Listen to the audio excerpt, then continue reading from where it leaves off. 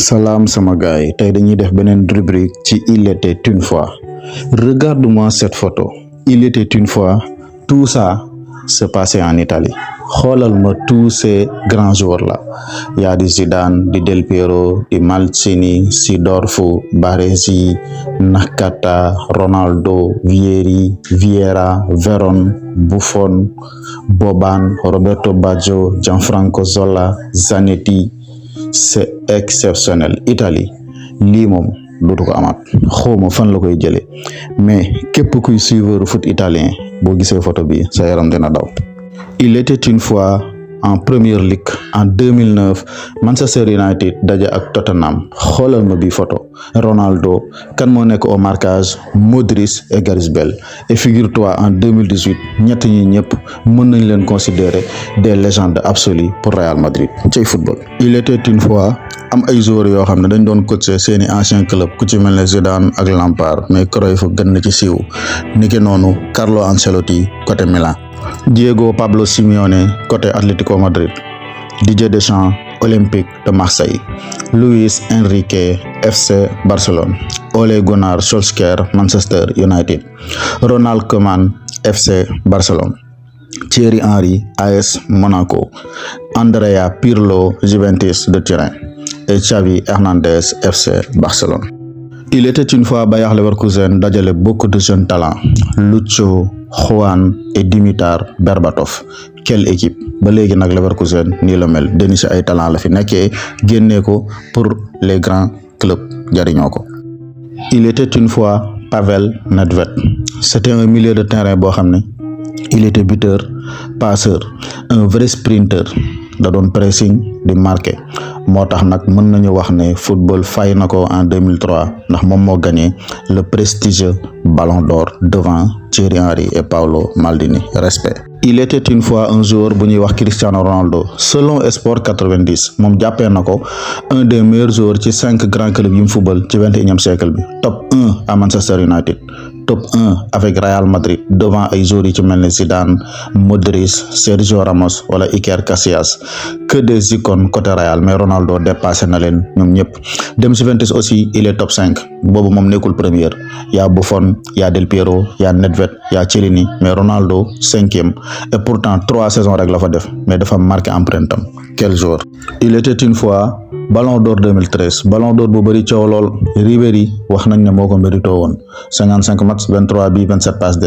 Messi 47 matchs 45 bi 16 passes D. Ronaldo 59 matchs 69 bi 18 passes D. te moom jëlul benn trophée nag mais finalement moom moo gagné boobule Ballon d'Or loolu moo tax mu bari polémique. Il était une fois joueur bi dàq taxawaalu ci monde football Zlatan Ibrahimovic xoolal bi mu nekk Ajax fekkante na fa ak Sneijder, Van der Vaart, Ryan Babel, Nigel de Jong. mu jugee fa dem Juventus fekkante fa ak Alessandro Del Piero, Fabio Cannavaro, kii di Pavel Nedved ak Gianluigi Buffon. mu jugee fa wutali fële ca Inter Milan fekkante fa ak ku mel ne Patrick Vieira, Luis Figo, Adriano, Javier Zanetti. mu jugee fa dem FC Barcelone fekkante na fa ak Lionel Messi, Thierry Henry, Yaya Touré, Andrés Iniesta. mu jugee fa dem AC Milan fekkante na fa ak Clarence Seedorf, Andrea Pirlo, Alessandro Nesta, Ronaldinho. mu jugee fa dem Paris Saint-Germain fekkante na fa ak David Beckham, Marco Verratti, Blaise Matuidi et Edinson Cavani.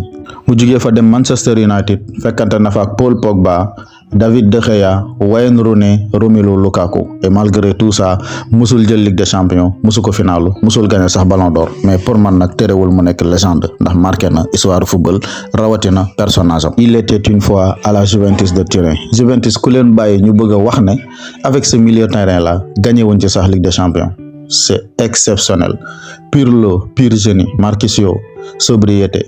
Pogba, quand même borom giri-giri. Vidal, agressivité. lépp lu milieu soxla rek lii dajale war na ko et pourtant réussirul gagner Ligue des Champions. Football c'est cruel.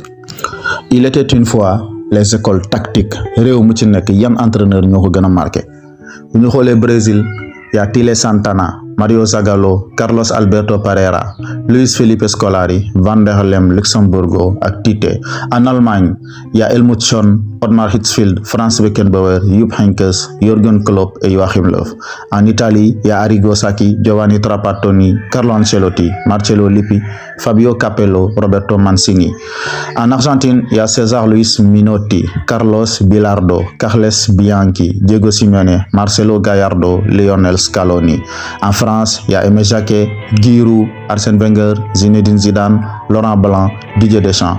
En Espagne, il y a Luis Aragonés, Vicente Del Bosque, Rafael Benitez, Pep Guardiola, Unai Emery, Luis Enrique. En Angleterre, il y a Bob Paisley, Matt Busby, Alf Ramsey, Brian Clough, Bobby Robson, Gareth Southgate. En Pays-Bas, Rinus Michels, Dick Advocaat, Johan Cruyff, Guus Hiddink, Louis van Gaal, Ronald Koeman. Kan moo gën a marqué histoire football ci école tactique yi? Il était une fois Thomas Müller, le criminel allemand. mooy joueur boo xam ne musiba yi Allemagne teg ci kaw équipe yépp bokk na ci, boo moytuwul sax moo koy ubbi. Idem pour musiba yi Bayern Munich di teg ci club yépp. Müller c'est un vrai criminel. Il était une fois entraîneur yi gagné coupe du monde. 1930 Uruguay, Alberto Supizzi. 1934 ak 38 Italie moo ko jël ak Vittorio Pozzo. 1950 Juan López Fontana avec Uruguay. 54 Sepp Herberger avec Allemagne. 58 Vicente Fiola ak Brésil. 62 Aymor Morera ak Brésil. 66 Alf Ramsey ak Angleterre. 70 Mario Zagallo, Brésil. 74 Helmut Schön, Allemagne. 78 Menotti, Argentine. 82 Enzo Berzot, Italie. 86 Carlos Bilardo, Argentine. 90 Franz Beckenbauer, Allemagne. 94 Carlos Alberto Parreira, Brésil. 98 Aimé Jacquet, France. 2002 Luis Felipe Scolari, Brésil.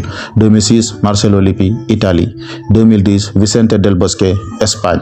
2014 Joachim Löw, Allemagne. 2018 Didier Deschamps, la France. Et 2022 Lionel Scaloni, Argentine. Jaa ngeen jëf.